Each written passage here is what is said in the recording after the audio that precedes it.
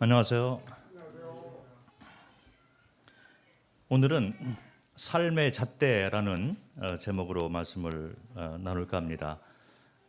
하나님이 원하시는 사람의 삶의 잣대가 기준이죠. 기준이 무엇인가를 한번 말씀을 통해서 한번 살펴보도록 하겠습니다. 하나님을 사랑하는 자, 또 구원받은 성도님들은 주 안에서 삶을 성공적으로 보내가자는 마음이 있으리라고 생각을 합니다. 당연히 그렇게 다들 되셔야 되고, 참 주인과 재판장 되시는 우리 하나님을 또 직접 만나게 될 때 잘했다 칭찬들 다 받으셔야 되고, 또 큰 상급을 받으셔야 된다라고 생각을 합니다. 구원받은 성도들이 다 그런 그 갈망이 있습니다. 그런데 좀 문제가 될 수 있는 것이 뭐냐면, 우리 인간들의 입장으로 생각할 때는 잘 살고 있는 것 같습니다. 그리고 이 정도 그 주님을 섬기는 그런 삶이면 주님께서 기뻐하시고 칭찬을 하실 것이다. 나는 지금 구원받은 상태에서 이 정도 하고 있는 것이 아주 그래도 만족하고 있어, 이렇게 생각을 할 수가 있다는 거죠. 최선을 다해서 살고 있어. 내가 지금 주어져 있는 환경 가운데서 주님을 은혜 가운데 잘 배우고 또 잘 섬기고 있어서 또 주변에 있는 우리 가족들, 지인들에게 본이 되고 잘 하고 있습니다. 이렇게 스스로 삶의 잣대를 가지고 살 수가 있다는 거죠. 그런데 만약에 이것이 하나님께서 우리에게 원하시는 삶의 잣대가 아니라면, 그것은 우리가 잘못 살고 있게 되는 그 원인이 될 수가 있습니다. 삶의 잣대가 잘못되면 이것이 다른 방향으로 갈 수가 있다는 거죠. 그래서 우리 삶 가운데 뭐 한 해를 이제 그 마감을 하고 또 새해를 맞이하면서 새롭게 이렇게 다짐도 해보고, 그런데 가장 중요한 것은 삶을 마무리하는 그 단계에 가서 지나온 삶을 돌이켜보고 우리가 과연 잘 살았는가, 아니면 좀 문제가 있는가, 이런 것들을 한번 그 생각을 해봐야 되는데, 하나님께서 원하시는 잣대대로 하나님이 원하시는 인생의 그 삶, 그 기준에 따라서 살지 못했을 경우는 문제가 될 수 있다는 거죠. 하나님은 소통의 하나님이시잖아요. 그래서 그것을 말씀을 통해서 우리에게 이미 제시해 놓고 계십니다. 인간들의 삶을 볼 때도 사실 이 소통 관계에 문제가 많이 있는 것을 볼 수 있습니다. 부모는 자녀를 사랑하고 있어요. 그런데 자라다 보니까 자녀들하고의 그 갈등이 이렇게 생길 수가 있고, 부모는 섭섭하죠. 내가 사랑을 베푸는데 왜 우리 자녀들이 이 사랑을 모를까? 그런데 자녀 입장에서 보면 이게 그렇지가 않고, 이 우리 부모는 너무 율법적이야, 간섭이 너무 심해, 사랑이 너무 심해, 나를 존중하지 않아, 뭐 이런 소통의 문제가 많이 있는 것을 볼 수가 있습니다. 서로 생각하는 이 잣대가 다를 수가 있다는 거죠. 부부간의 관계도 이런 경우가 자주 일어나곤 합니다. 남자와 여자의 그 차이, 기본적인 차이가 다르게 우리는 태어났습니다. 그리고 살아가는 배경과 이 과정 가운데서 삶의 그 잣대가 이 서로 간에 이 다른 잣대를 가지고 상대를 바라볼 수가 있다는 거죠. 그래서 남편이 바라는 아내, 또 아내가 바라는 남편, 이것이 서로 만족스럽지 않은 그런 경우가 될 수 있다는 것입니다. 생각하는 가치관과 잣대가 틀리다 보면 그렇게 될 수가 있는 거죠. 하물며 하나님께서 우리에게 원하시는 삶을 성경에서 제시해 놓고 있는데 우리 스스로 그 삶의 잣대에서 벗어나서 살면서 우리는 내가 지금 하나님의 자녀로서 잘하고 있어라고 생각을 하면 마지막 마무리를 하고 참 주인과 재판장 앞에 섰을 때 우리는 잘못된 삶을 살았구나 후회할지도 모른다고 생각을 합니다. 성공적인 삶을 살아야 되는데 그 시점이 하나님께서 인생에게 원하는 삶의 잣대를 확실하게 이해를 하고 붙잡고 가는 것이 너무나도 중요하다라는 생각을 합니다. 다행히도 이와 같이 하나님께서 인간들에게 원하시는 삶의 그 잣대는 성경을 통해서 제시를 해 놓고 있습니다. 우리가 그것을 잘 이해를 못하고 성경에서 벗어나서 살아가고 있는 것이 이제 문제가 되는데 오늘 제가 미가서 6장 8절을 보면서 하나님께서 인간에게 원하는 삶의 잣대가 무엇인가를 한번 살펴보도록 하겠습니다. 성경 여기저기에서 다른 각도에서 여러 모양으로 하나님께서 원하시는 인간의 삶에 대해서 말씀을 해놓고 있습니다. 특별히 오늘은 미가서 6장을 살펴보도록 하겠습니다. 8절을 보면 사람아 주께서 선한 것이 무엇임을 내게 보이셨나니 여호와께서 내게 구하시는 것은 오직 정의를 행하며 인자를 사랑하며 겸손하게 내 하나님과 함께 행하는 것이 아니냐. 이렇게 살 때 이 사람은 성공적인 삶을 살았다라고 칭찬받고 상급을 받게 된다는 하나님께서 인정하는 삶이다. 기뻐하시는 삶이다라는 것을 말씀에 보여주고 있습니다. 인간들이 가지고 있는 성공적인 삶의 잣대는 다를 수가 있는 거죠. 사람들이 생각할 때 나는 이 세상에 살면서 세상에서도 값진 삶을 살았어. 도움이 되는 삶을 살았어. 가치 있는 삶을 살았어. 그래서 사람들이 나의 이름도 알아주고 그리고 세상에서 내가 어느 정도 영향력을 가지고 살아가고 있는 이것을 볼 때 나는 그래도 잘 살았어. 인간이 생각하는 삶의 잣대 이런 것일 수가 있습니다. 재산이 있고 교육을 잘 받고 가정이 평안해. 우리 자녀들이 잘 살고 있는 것 같아. 그런 걸 볼 때 나는 하나님으로부터 복을 받은 사람이고 성도로서 우리 가정이 다 구원받고 잘 섬기고 있는 것처럼 보이기 때문에 내가 성공적인 삶을 살았어. 이렇게 생각을 할 수가 있지만 그것이 혹시 인간의 측면에서 바라보는 삶의 잣대가 아닌가 우리는 한번 생각을 해볼 수가 있습니다. 본문에 나와 있는 미가서 6장 8절 이 말씀은 하나님께서 정해놓으신 삶의 잣대라고 우리가 받을 수가 있을 것 같습니다. 주께서 선한 것이 무엇인가를 보여주셨고 그리고 하나님께서 인간들에게 사람들에게 구하는 것이 무엇인가를 이 말씀을 통해서 밝히 보여주신 것이죠. 미가서를 배경을 한번 살펴보면 미가라는 선지자가 이스라엘의 그 두 왕국 가운데 북쪽은 이스라엘이고 남쪽은 유다잖아요. 남유다의 선지자로 활동을 했습니다. 그래서 그 시기를 보면 요담하고 아하스 왕, 히스기야 왕 이와 같은 왕 그 시대에 활동했던 선지자입니다. 그 당시 남쪽과 이 북쪽을 망라해서 이스라엘 백성들은 우상을 많이 섬겼던 하나님으로부터 멀어진 그런 삶을 살았던 시대였던 것 같습니다.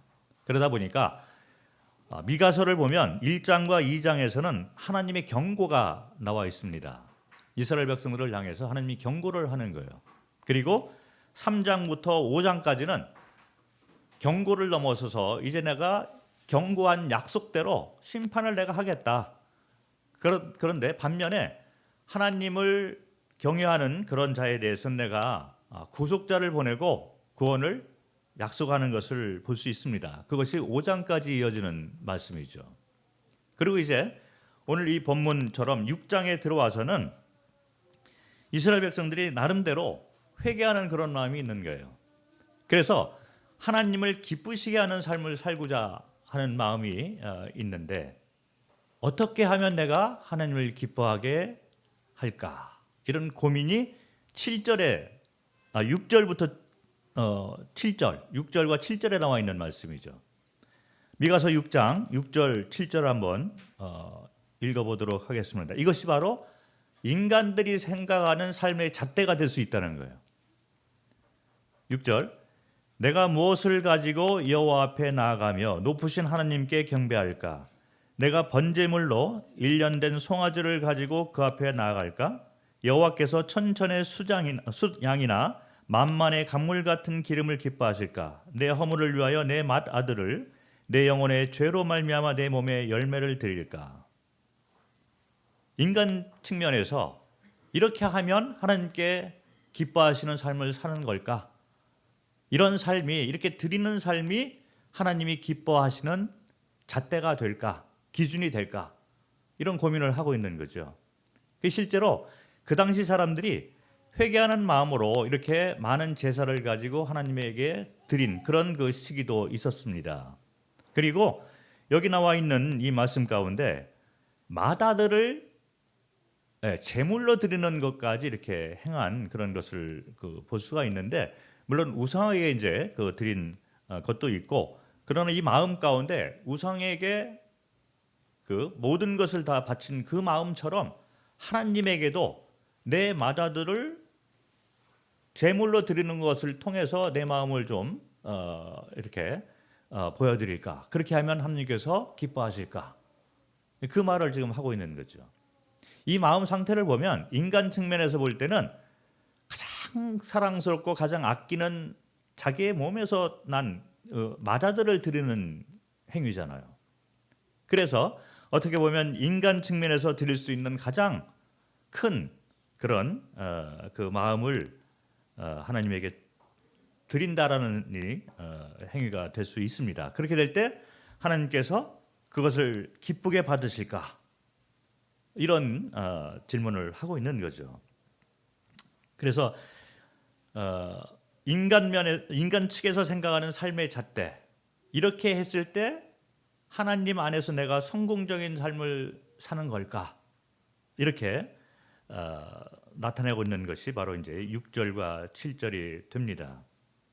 그런데 8절을 보면 하나님께서 원하시는 인간들의 삶의 잣대는 따로 있다는 거죠. 그래서 이 서로 간에 소통이 안 되고 이 원하는 이 잣대가 서로 기준이 잘못되어 있다면 이것이야말로 큰 낭패라는 거죠. 그런데 우리가 살아가는 동안에 하나님을 사랑한다라고 하면서 6절, 7절처럼 그렇게 살아갈 수가 있다는 것입니다. 그래서 이 8절이 중요한데, 이것은 이스라엘 백성들에게 뿐만 아니라 창세기를 통해서 드러나 있는 그런 하나님의 마음이고 인간에게 원하는 마음이에요. 그리고 구약에 나와 있는 이스라엘 역사 가운데, 그리고 신약에 들어와서도 똑같은 그런 원리 가운데, 그리고 현대 크리스찬들 우리에게도 똑같이 원하는 그런 삶의 잣대인 것을 볼 수가 있습니다. 본문 말씀을 보면 8절에 선이 무엇인가를 보여주겠다. 그리고 내가 너희에게 인간들에게 구하는 것이 무엇인가를 말씀을 해놨는데 정의를 행하고, 이것이 첫 번째죠. 정의를 행하고, 두 번째는 인자를 사랑하며, 세 번째는 겸손하게 하나님과 함께 행하는 것이다 라는 말씀을 해주고 있습니다. 이 말씀을 풀이를 이렇게 하는데 이런 여러 사역자들이나 또 코멘터리 이런 성경 주석 이런 걸 보면 여러 분별들이 있지만, 대부분 보통 일반적으로 이제 분별하는 것이 뭐냐면, 여기 말하고 있는 정의를 행하고 인자를 사랑하고 겸손하게 하나님과 함께 행한다, 이것은 사람의 그 행위, 삶의 모습을 말하는 거다. 그래서 다른 사람과의 관계, 다른 사람에게 정의를 행하고 돕고 자비를 베풀고 그리고 그 가운데서 이제 하나님이 원하시는 일을 해나가는 어떤 사역의 모습, 인간과의 모습을 말하는 거다라고 많이들 분별들을 하십니다. 뭐 그렇게 분별을 할 수가 있으리라고 생각을 해요. 그런데 제 개인적인 분별을 오늘 한번 말씀을 드리기를 원합니다. 제 개인적인 분별은 여기 나와 있는 정의를 행하고 자비를 여기 인자라는 것은 자비를 말하는 거예요. 자비를 사랑하고 또 겸손하게 하나님과 함께 행하는 이것은 인간 사이에서 말하는 그 관계를 얘기하는 것이 아니고 또 사역을 어떤 내 삶을 통해서 어떤 일을 이룸으로 인해서 하나님을 섬겨나가는 그와 같은 사역을 말하는 것이 아니라 먼저 그 전에 하나님과의 올바른 관계를 얘기하고 있는 것이다. 저는 그렇게 분별을 하는데 그렇게 분별하게 된 그 근거가 있어야 될 것입니다. 이 말씀을 보면 첫 번째 8절에 나와 있는 첫 단어가 있는데 그것이 바로 사람아 이런 말이 나오고 있습니다. 그래서 이 사람아 이 말은 이 뒤에 나와 있는 정의를 행하며 사람아 정의를 행하라. 그리고 사람아 인자를 사랑하라. 자비를 사랑하라. 이런 말이죠. 그리고 사람아 너는 사람이기 때문에 사람아 겸손하게 하나님과 함께 행하라. 이것이 하나님께서 사람들에게 바라는 삶의 잣대다. 이런 말을 해주고 있다라고 저는 개인적으로 분별을 합니다. 그래서 분별을 하는 데 있어서 키포인트, 핵심되는 단어는 사람아. 사람이라는 이 단어가 이 구절을 올바로 분별하는 데 도움을 줄 수 있다라고 생각을 합니다. 사람이라는 단어를 생각을 하면 마음이 하나님과 이렇게 가까워지는 걸 볼 수 있어요. 사람이라는 이 단어는 창세기 1장부터 나와 있는 단어이죠. 하나님이 사람을 창조하시고 하나님의 형상에 따라 하나님을 창조하시고 남자와 여자를 창조하셨다. 이 사람이라는 단어가 창세기부터 이렇게 나와 있는 것을 볼 수 있는데 사람이라는 이 단어의 이 의미 가운데에는 흙으로 지었다, 연약하다, 그리고 죽음을 면치 못하는 존재다 이런 의미가 있습니다. 이것은 우리를 지칭하는 사람이라는 단어 가운데 들어있는 의미가 됩니다.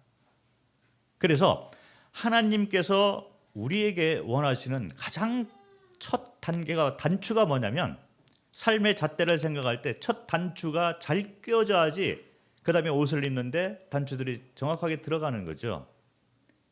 이 첫 단추는 어디서부터 시작이 돼야 되냐면 너희는 사람이다. 창세기 때부터 창조 목적 가운데 그것이 들어가 있는 거예요. 너희는 연약하고 흙으로 지어진 자이고 죽을 수밖에 없는 그런 존재로 만들어졌다는 것입니다. 창조 때부터 우리는 그렇게 만들어진 거예요. 타락 전부터 우리는 그렇게 만들어졌다는 것입니다. 그런데 하나님께서 인간, 이 사람을 만드실 때 연약한 존재로 창조하셨지만 하나님의 형상에 따라 우리를 만드셨습니다.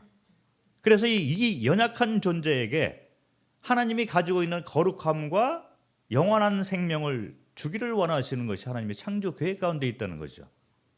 그런데 이 하나님의 창조 계획, 거룩한 영생을 주기를 이 연약한 존재, 흙으로 만들어진 이 존재를 새롭게 만들어서 하나님이 가지고 있는 거룩한 영생을 부여하도록 이것이 창조 계획인데 이 거룩한 영생은 창조주 안에 있을 때 생명의 왕 주인 되시고 재판장 되시는 그분 안에 우리가 있을 때 이루어진다는 거죠. 이것이 사람아 이 단어 가운데 들어있는 뜻이 되는 것입니다.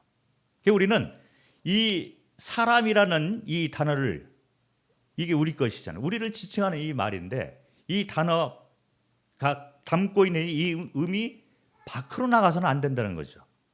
이것이 우리가 가져야 될 첫 단추, 삶의 잣대를 생각할 때 첫 단추가 되는 거예요. 우리는 사람이다. 우리는 죽을 수밖에 없는 존재들이고, 그리고 연약한 자들이고 흙으로 만들어진 자들, 사람인 것입니다. 그런데 우리가 연약한 존재임에도 불구하고, 죽을 수밖에 없는 존재임에도 불구하고 삶의 가치가 생길 수 있다는 것은 뭐냐면, 바로 우리가 여호와 하나님 안에 있을 때, 우리의 왕과 주인과 재판장 되는 분하고 올바른 관계 가운데 우리가 그분 안에 있을 때, 그분 안에 거할 때 우리는 삶의 가치가 새롭게 되는 거예요. 원래의 창조 목적대로 되는 것입니다. 그것이 바로 선악과의 의미가 되는 것이죠. 그래서 선악과를 먹지 말라 한 이 의미는, 너희는 사람이기 때문에 스스로는 거룩함이 없고 영원한 생명이 없고, 그래서 이 선을 넘지 말아라. 이 거룩함과 영생은 나로부터 나오는 거다. 생명의 근원되고 선과 악의 기준을 정하시는 분은 오직 여호와 하나님밖에 없기 때문에 너희는 영원토록 너희의 위치를 지키면서 창조 목적대로 영원토록 나와 함께 살자. 내 안에 거하자. 이것이 바로 선악과를 먹지 말라는 의미가 되는 거예요. 그런데 잘 아시다시피 우리는 선악과를 먹었습니다. 이 사람으로서 행해서는 안 되는 그 길을 가게 된 것이죠. 그래서 인간이 타락하게 되었는데, 다시 이제는 회복의 특권을, 이 축복을 받은 자가 되었습니다. 이것이 성도들이에요. 그래서 우리는 사람임에도 불구하고 다시 하나님 안에, 하나님과의 관계가 회복이 된 자들인 것입니다. 놀라운 복을 받은 자들이죠. 자, 그러면 우리는 이제 다시 하나님과의 관계가 회복이 되었기 때문에, 하나님 안에, 주님 안에 들어와 있는 자들이기 때문에 우리는 원래의 창조 목적대로 거룩한 영생을 약속받은 자가 된 것입니다. 이것이 바로 성도들이죠. 그래서 이 성도들이 살아가는 데 있어서 어떤 삶의 잣대를 가지고 살아가야 되냐 하면 똑같은 원리예요. 선악과를 삶 가운데서 다시 먹어서는 안 된다는 거죠. 그 선을 넘어서는 안 된다는 것입니다. 사람으로서 마땅히 행할 바를 행하는 것이 하나님께서 가장 우리에게 원하시는 삶의 첫 번째 단추가 된다는 거죠. 잣대가 된다는 것입니다. 그래서 미가서 6장 8절에 나와 있는 오직 정의를 행하며, 이것이 첫 번째 나오잖아요. 사람아, 너희는 사람으로서 올바른 일을 행하라. 올바른 길을 가라. 정의를 행하라. 이 말이 되는 거예요. 사람으로서 정의로운 것이 무엇일까? 이것을 풀 때 사람과의 관계를 대상으로 초점을 맞춰서 풀 것 같으면, 이게 우리가 스스로 뭔가를 해야 되는가? 이렇게 나오는 거예요. 그런데 이 말씀, 하나님께서 우리에게 원하시는 삶의 잣대는 뭐냐면, 너희는 연약한 자다. 너희는 스스로 할 수 없고 영생, 거룩함 이런 것들은 너희 스스로 안에서 나올 수가 없는 것들이다. 너희는 사람이다. 사람아. 그래서 이 단어가 먼저 나오는 거죠. 너희는 하나님 안에 있을 때 너의 삶의 가치가 부여되고 거룩함과 영생이 부여되고, 성도로서 이 땅에서 살아가는 동안에도 이것이 바로 너희가 반드시 지켜야 될 삶의 잣대라는 것입니다. 이 선은 넘지 말아라. 또다시 선악과를 따먹는 그런 삶으로 가지 말아라. 그래서 주 안에 있는 자, 이것이 바로 인간이, 사람이 행할 수 있는 가장 올바른 길이다라는 것이 첫 번째 항목에 나오는 거예요. 정의를 행하라. 우리는 우리 본분을 잊어버려서는 안 된다 생각을 합니다. 매일같이 기도하는 가운데 우리 마음 가운데 잊어서는 안 되는 그런 단어가, 우리는 연약한 자, 우리는 사람입니다. 죽을 수밖에 없는 자, 흙으로 지어진 자. 그러나 우리 삶의 가치가 회복이 된 것은 뭐냐면, 우리가 주 안에 있을 때, 주님이 우리 주인 되고 왕이 되시고 재판장 되실 때 우리 삶이 가치 있게 변하기 때문에 이 길을 가는 것이 하나님께서 말씀하시는 선이고 하나님께서 말씀하시는 인간이 가야 될 삶의 길, 잣대가 된다는 것입니다. 여기에서 벗어난 사람들은 아무리 잘 살고 있다고 성공적인 삶을 살고 있다고 본인이 스스로 칭찬을 하고 높이고 스스로 위로를 한다 하더라도 마지막 날 참 주인과 왕과 재판장을 만날 때는 그분이 가지고 있는 잣대하고는 멀어져 있는 삶을 드러낼 수밖에 없다는 것입니다. 그래서 첫 번째 이 정의를 행하며, 이 말은 사람아 너희의 본분을 잊지 말아라. 선악과의 그 기준, 그 경계선을 다시 넘지 말아라. 이런 의미가 되는 것입니다. 그리고 두 번째를 보면 인자를 사랑하며, 인자라는 것은 자비를 사랑하며, 이 말이 됩니다. 이것도 역시 앞에 나와 있는 사람아라는 단어가 연관이 되는 것이죠. 여기 세 가지를 말씀했는데 이 세 가지 다 사람아라는 단어하고 연관이 되면서 연결성이 있는 거예요. 너희는 사람이 아니냐. 사람의 본분을 잊지 말아라. 자, 그렇게 될 때 두 번째 나오는 자비를 사랑하는 자가 될 수밖에 없다는 거예요. 왜 그러냐면 우리 부족한 것을 느끼기 때문에 매일같이 눈을 뜨고 우리가 이 세상에서 어떤 일을 해나가고 이 삶을 누리는 데 있어서 우리가 구하는 것은 어떤 목적을 세워놓고 이 일이 잘 되게 도와주십시오, 이런 그 기도가 아니라 맨 처음에 나오는 기도는 주님, 우리는 사람, 연약한 자, 죽을 수밖에 없는 인생이기 때문에 오늘도 저에게 필요한 것은 자비입니다. 자비가 필요한 거예요. 우리는 긍휼이 필요한 자인 것입니다. 연약한 자이기 때문에. 그래서 자비를 사랑하는 자가 되어야 된다는 거죠. 긍휼을 이렇게 마음 가운데 항상 바라는 자가 되어야 된다는 거예요. 우리가 어떤 일을 잘한다, 내가 능력이 있어 이런 일을 하고 있어서 내가 잘하고 있는 것 같아. 자, 이것은 뭔가 잘못되고 있다는 거죠. 우리는 모든 일을 대할 때 매 순간 우리는 자비를 구하는 자가 돼야 되는 것입니다. 우리 기도 가운데 먼저 긍휼을 원하고 자비를 원하는 그런 기도가 먼저 있어야 된다는 거죠. 그래서 우리가 자비를 바라는 사람으로 우리 마음 가운데 자비를 사랑하는 사람이 되었을 때 우리는 하나님의 자비를 받고 그리고 다른 사람이나 어떤 일을 할 때도 그런 하나님의 마음을 가지고 대할 수가 있다는 것입니다. 이것이 성도의 삶의 매력인 거예요. 능력인 것이죠. 지혜가 거기에 있습니다. 삶의 잣대가 바로 이런 것들이라는 것입니다. 어떤 일들을 우리가 잘 해나가고 사람과의 관계 가운데 내가 어떤 명성을 받고 영향력을 끼치고 이런 것들보다는 하나님과의 관계가 먼저 중요하다는 거죠. 그래서 하나님 앞에 항상 자비를 구하는 자가 되자. 자비를 사랑하는 자가 되라. 이것이 하나님께서 우리에게 원하시는 삶의 잣대, 이 두 번째가 되는 것입니다. 세 번째 하나님께서 원하시는 이 삶의 잣대를 보면 너는 사람이기 때문에 마땅히 겸손하게 너의 왕과 주인과 재판장 되시는 하나님과 함께 행하는 것이 마땅한 것이 아니냐? 당연한 것이죠. 우리가 연약한 자, 이 사람, 그리고 자비가 필요한 이 우리 기도 가운데 항상 자비가 있다고 해서, 자, 그러면 사람이기 때문에 아무것도 할 수 없고 또 자비를 필요로 하는 사람이기 때문에 거기서 머물러 있는 것이 아니라 하나님과 함께 동행하는 자가 되었을 때 겸손히 하나님이 우리에게 원하시는 삶이 무엇일까?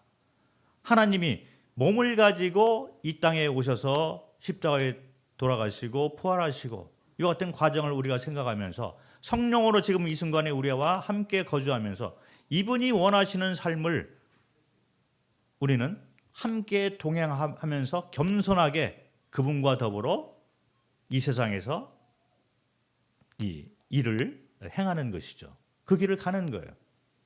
그냥 머물러 있는 것이 아니라 주님이 원하시는 일을 하는데 그것을 우리의 힘으로 하는 것이 아니라 그분이 함께 동행함으로 그분이 주시는 지혜와 능력을 가지고 항상 겸손히 하나님과 함께 동행하면서 주님 나라 확정을 위해서 삶을 사는 것이 삶의 잣대가 되는 것입니다.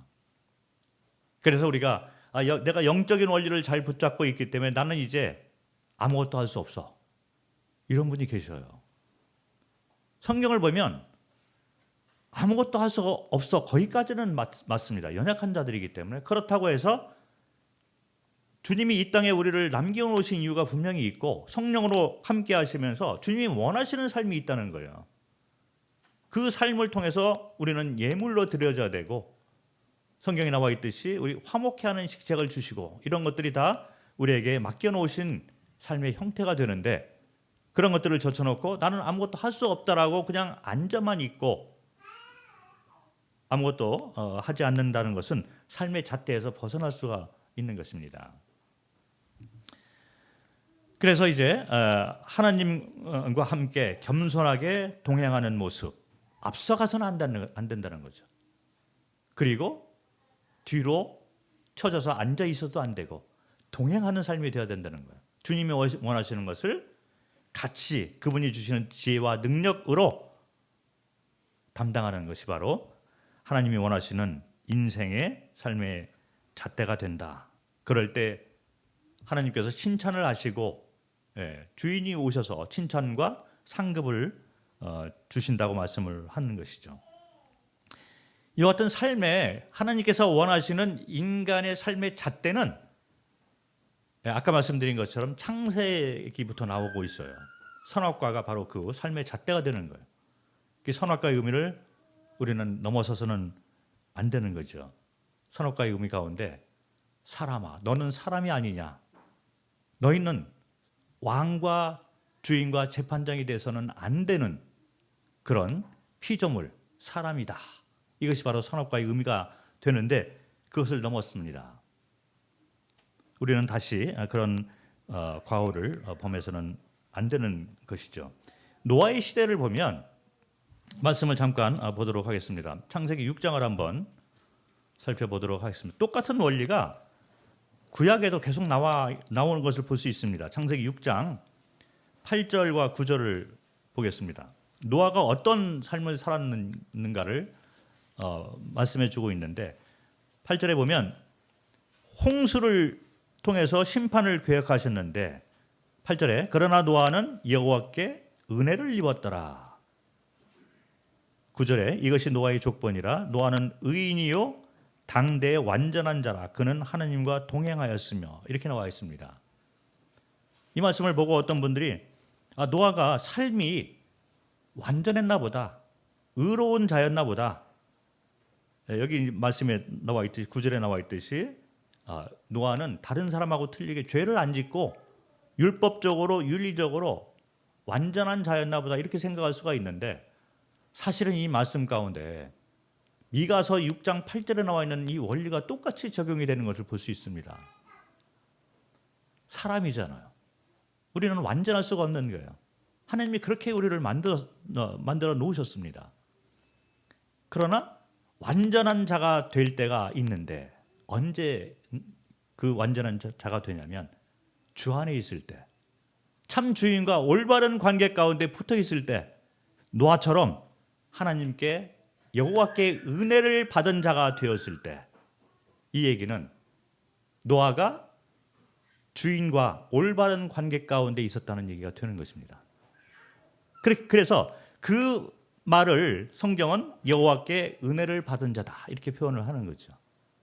그렇게 되었을 때 삶이 하나님이 세워놓으신 삶의 잣대의 기준에 의해서 노아는 의로운 자가 되고 그리고 당대의 완전한 자다. 다른 사람들은 다 하나님으로부터 떨어지고 스스로 왕과 주인과 재판장이 되어 살아가고 있는데, 그래서 하나님께서 심판을 계획하고 있는데 노아를 보니 하나님과의 관계가 올바로 되어야 되는 거예요. 너는 의로운 자다. 너는 완전한 자다. 그리고 하나님과 동행하는 자다. 하나님의 삶의 잣대에 볼 때 노아는 완전한 자가 되어 있는 거죠. 윤리적으로 율법적으로 다른 사람에게 삶을 잘 베풀고 이런 기준이 아니라 하나님이 보시는 잣대는 다른 잣대를 가지고 사람을 보시는 것입니다. 뒤에 보면 출애굽기 3장을 보겠습니다. 모세를 부르는 그런 장면이죠. 잘 아시는 그런 그 장면인데 출애굽기 3장 2절부터 5절을 보면 여호와의 사자가 떨기나무 가운데로부터 나오는 불꽃 안에서 그에게 나타나시니라. 그가 보니 떨기나무에 불이 붙었으나 그 떨기나무는 사라지지 아니하는지라. 이에 모세가 이르되 내가 돌이켜 가서 이 큰 광경을 보리라. 떨기나무가 어찌하여 타지 아니하는고 하니 그때 여호와께서 그가 보려고 돌이켜 오는 것을 보신지라. 하나님이 떨기나무 가운데에서 그를 불러 이르시되 모세야 모세야 하시매 그가 이르되 내가 여기 있나이다. 하나님이 이르시되 이리로 가까이 오지 말라. 내가 선 곳은 거룩한 땅이니 내 발에서 신을 벗으라. 떨기나무가 있는데 타지 않는 거예요. 인간들의 관점에서 보면 당연히 타야 되는 거죠.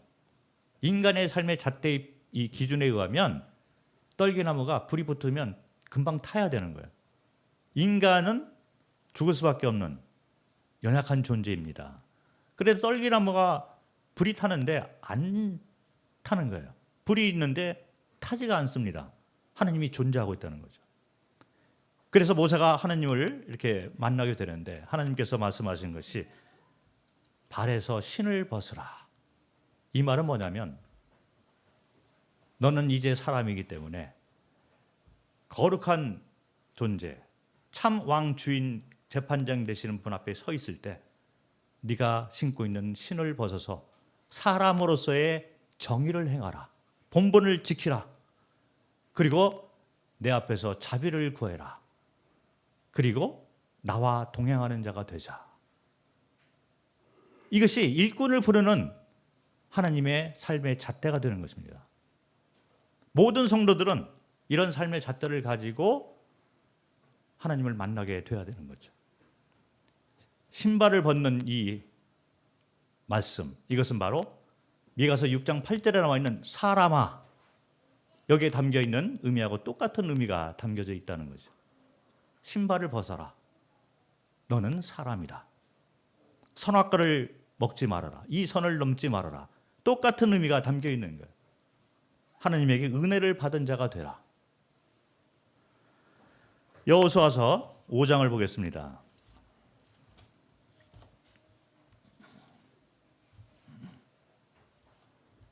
(5장 15절을) 보면 이스라엘 백성이 이제 길갈에서 전쟁 준비를 하고 있는 거죠. 가나안 전쟁을 시작하기에 바로 앞서가지고 여호수아가 하나님의 군대 대장을 만나는 장면이에요.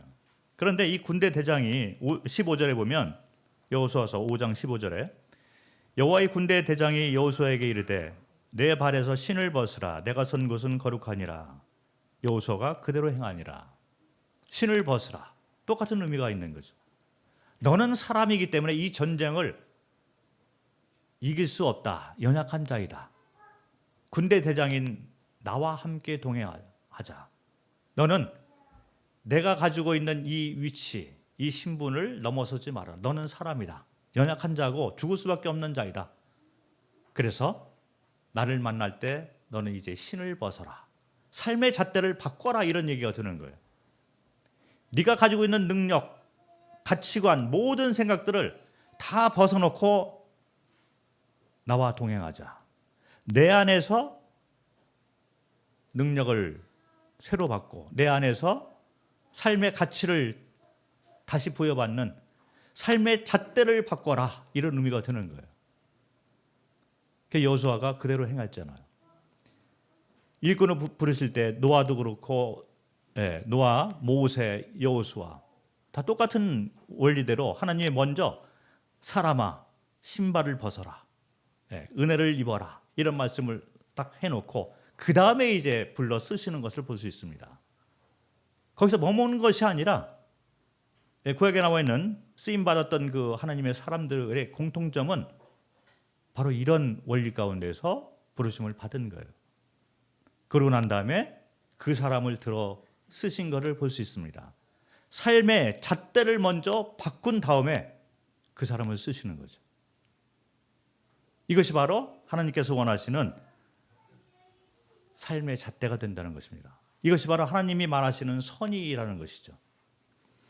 이것은 구약에서 끝나는 것이 아니라 신약에 들어와서도 똑같이 이 원리대로 사는 것을 우리가 볼 수 있습니다. 신약에 쓰임받은 삶의 모습을 보면 똑같은 원리인 것을 볼 수 있어요. 한번 말씀을 보도록 하겠습니다. 빌립보서 4장을 보겠습니다.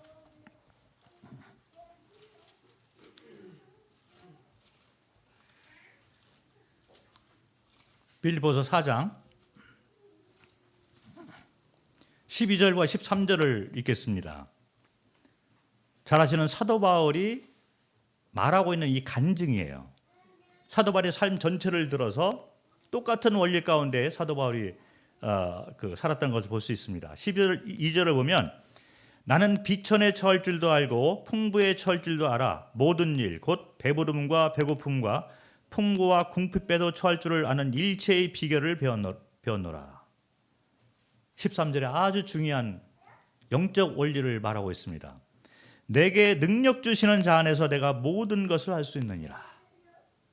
내게 능력 주는 자 안에서 내가 모든 것을 할 수 있느니라.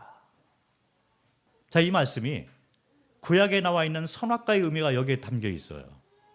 그리고 노아 시대 때 하나님의 은혜를 받은 노아가 붙잡고 있었던 그 영적 원리가 이 안에 있습니다. 그리고 모세, 여호수아가 신발을 벗었던 그 영적 원리가 이 말 가운데 들어가 있는 거예요. 그리고 미가 선지자가 말했던 본문 말씀 미가서 6장 8절 사람아, 이 단어가 이 13절에 들어가 있는 의미가 되는 것입니다. 사도 바울은 삶의 가치를 생각할 때 사람인 것을 아는 거죠.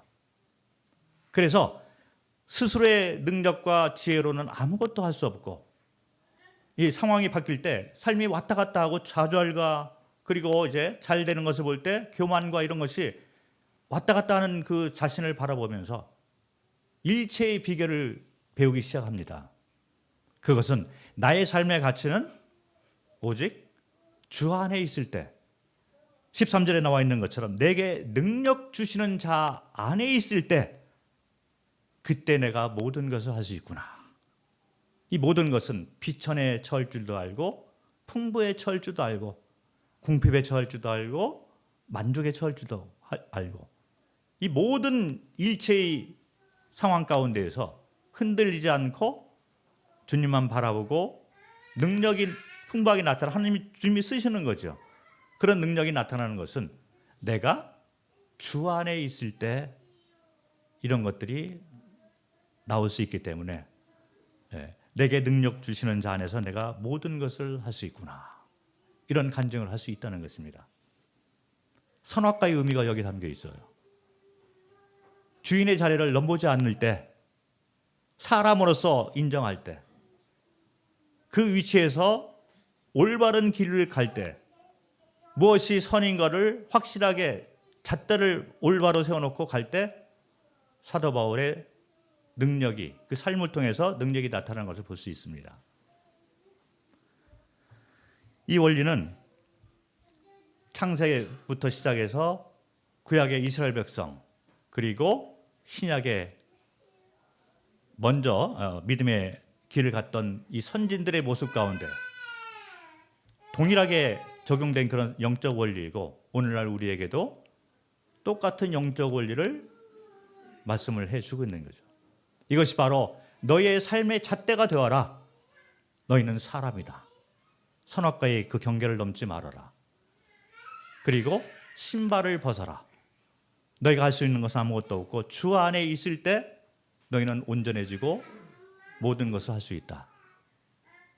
사람이 행할 수 있는 것은 올바른 길을 가야 된다는 거죠. 이것이 바로 삶의 올바른 잣대가 되고 그래서 너희는 매일의 삶 가운데 매일 시작하면서 자비를 구하는 자가 되라. 자비를 사랑하는 자가 되라. 그리고 내가 원하는 일을 할 때 겸손히 나와 함께 동행하자. 이런 말을 해주고 있는 것입니다. 이럴 때 우리 모두 각 성도님들의 삶의 그 잣대가 올바로 세워지고 그 안에서 우리가 성공하는 삶을 살 수가 있게 되고 각 개인뿐만 아니라 주님께서 사랑하시는 이 동대문 교회가 쓰임 받는 그런 교회가 되리라고 생각을 합니다. 오늘 말씀을 여기까지 하도록 하겠습니다. 감사합니다.